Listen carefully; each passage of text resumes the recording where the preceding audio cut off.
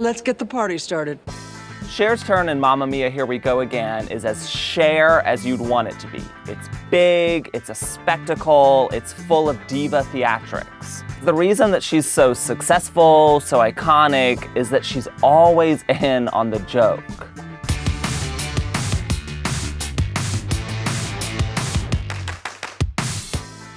To understand Cher's progression as pop star turned actress turned diva supreme, we need to go back a few decades. Cher's career is fascinating. Of all the pop stars who've ever attempted to act, I would argue that Cher's track record is the best. She transformed time and again on screen, so much so that she earned 6 Golden Globe nominations and even won an Oscar. But there's something interesting going on with Cher's career. She has an inverse relationship with the pop career that she's established way back in the 70s. Oftentimes, when Cher's music career was at its lowest points, her acting career was at its highest points. So in the late 70s and early 80s, when she was releasing solo albums that flopped, her movie career reached unprecedented heights in a way that most pop stars don't. She was most acclaimed as an actress at the moments that her music career was sputtering. A long-standing career does not come without peaks and valleys, ebbs and flows. And Cher figured out how to master hers by cracking a unique code, simply being Cher. Nowadays, where she most excels is at leaning into this caricature of herself, an image that she's happy to indulge. I've had a lot of practice. Actually, I can pinpoint the moment that I think Cher solidified this long-lasting caricature image. It comes in a movie that you might not even associate with Cher. The movie is The Player. Cher plays herself. The appearance is brief, but it emphasizes the diva reputation that she'd established by winning an Oscar and then mounting this major pop comeback with the song If I Could Turn Back Time. We'll leave it to Cher to wear fire engine red when the impossible-to-come-by invitations call for black and white only, please. And in playing along with the joke being that she doesn't have to abide by the rules, Cher shatters this wall between person and persona. Her diva status becomes mythological. To understand this progression is to know that within the diva, Cher has completely legitimate acting and singing careers. Think of Silkwood, her first Oscar-nominated role from 1983 where she plays a down-home lesbian, or Mask from 1985 where she plays the mother of a teenager with a facial deformity. Hi, I'm here to register my son for the 9th grade. Well, Mrs. No, Mrs. I'm Rusty Dennis. This is my son, Rocky. When Cher didn't get an Oscar nomination for Mask, she wore that audacious, revealing Bob Mackie getup. And it was basically a middle finger to the Academy. It was the Cheriest of all Cher diva moves. A couple of years later, she won the Oscar for Moonstruck. Snap out of it!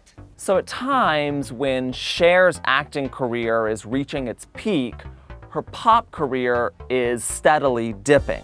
And I think that's because Cher was playing anti-divas. She was playing everyday women, sometimes stripped down, sometimes even frumpy, the antithesis to the disco queen glamour.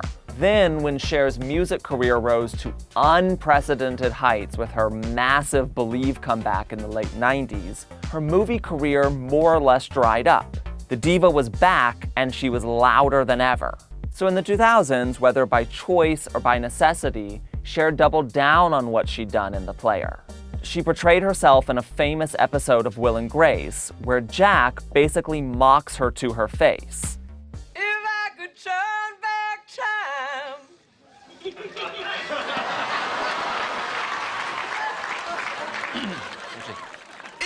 turn back time.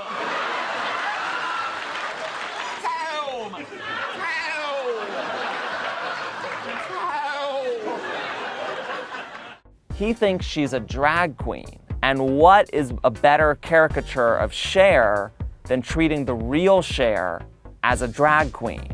But Cher is in on the joke. Snap out of it. She portrayed herself again in 2003's Stuck on You as this bitchy version of herself who's frustrated by the lack of good roles that she's getting. It's kind of art mirroring life. I don't beg. And you know why I don't beg? Yeah. Because I am a Oscar winner! So it's no surprise that the only recent fictional characters Cher has played are heightened versions of herself, as we saw in the cheesy musical Burlesque, and as we see in the cheesy musical Mamma Mia, Here We Go Again. Grandma, you weren't invited.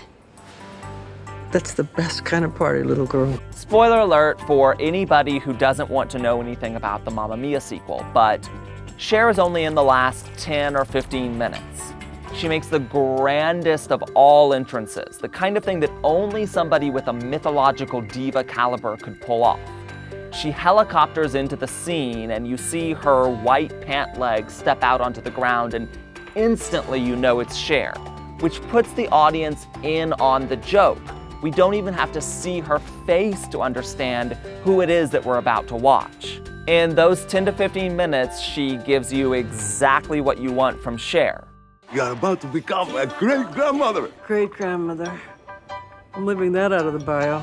When you look at Cher's career, the fame, the persona, the iconography, what you get is a lesson in reinvention. Cher seems untouchable, almost like she's not even a real person. But what's embedded in that progression is a very human story. Cher emerges as a bastion of self-acceptance and humor, and you don't get there by accident.